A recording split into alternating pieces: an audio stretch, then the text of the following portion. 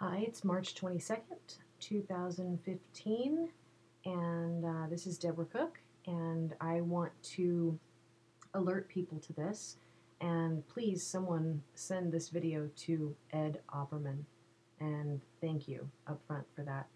But what I want to let you know is that Ed Opperman was just today, March 22nd, interviewed by Christopher Everard for the second time that I know of on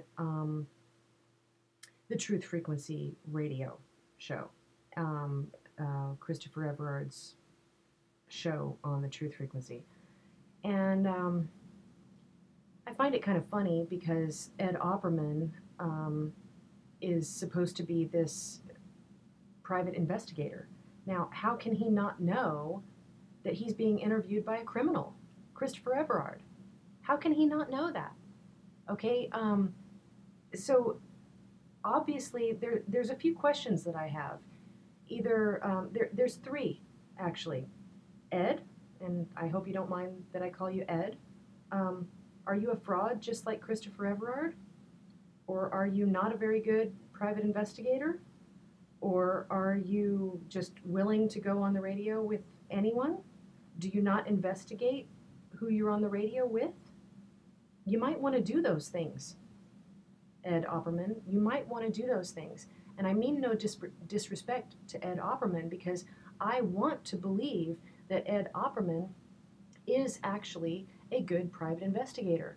But I'm finding it really hard to believe because he's been on the radio, on this internet radio, if you can call it radio, twice now with a criminal, Christopher Everard, being interviewed by a criminal.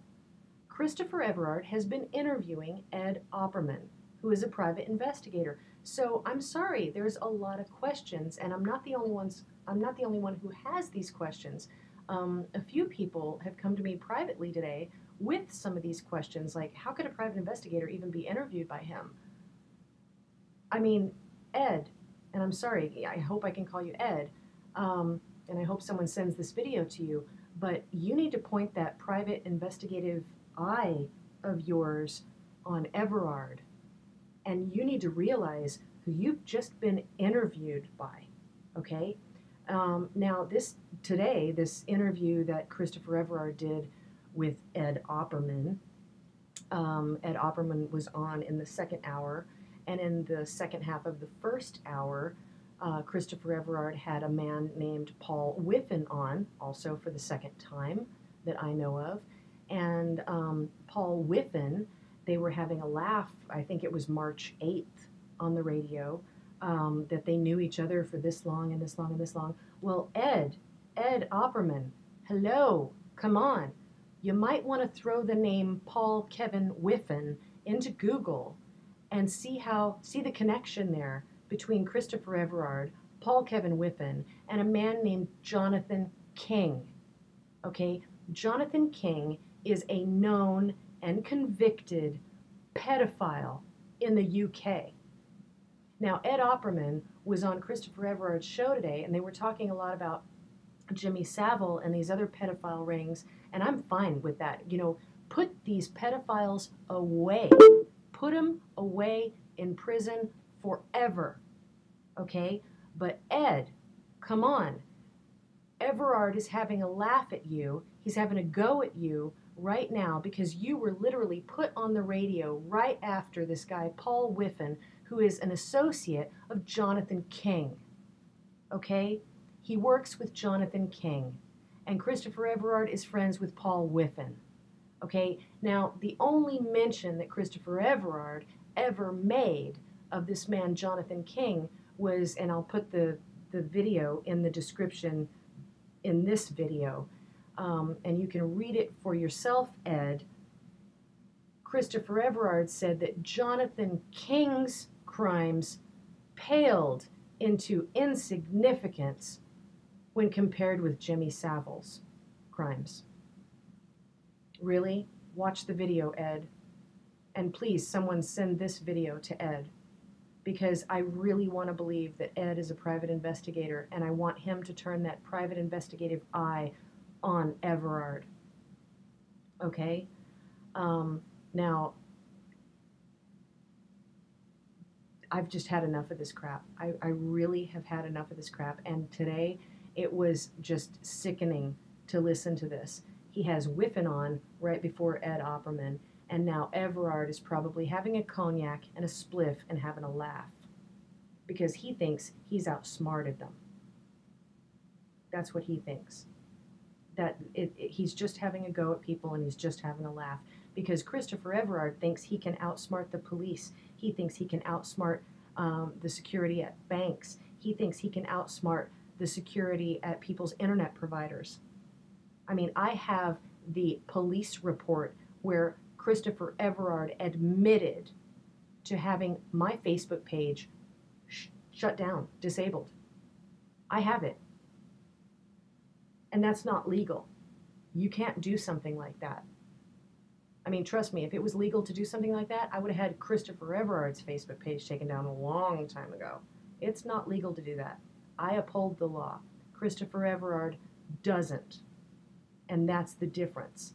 So, Ed Opperman, if you are listening to this, and if someone thankfully has sent this to you, you need to turn that private investigative eye of yours onto Christopher Everard, because that's the guy who needs to be investigated. You need to dig up the dirt on him. And trust me, there's a lot of dirt there, and I'm going to put a bunch of video links in the description of this video. And I'm just sick of it. This is just disgusting what's going on with Christopher Everard. He's conning people out of money. He's having people open up fraudulent bank accounts. He's opening up fraudulent bank accounts. He's using other people's addresses he gives other people's addresses to other people so that they go into a bank and open up bank accounts under that other person's address. How sick is that? Add that to the list of his crimes. I mean, this is never ending with Everard, okay?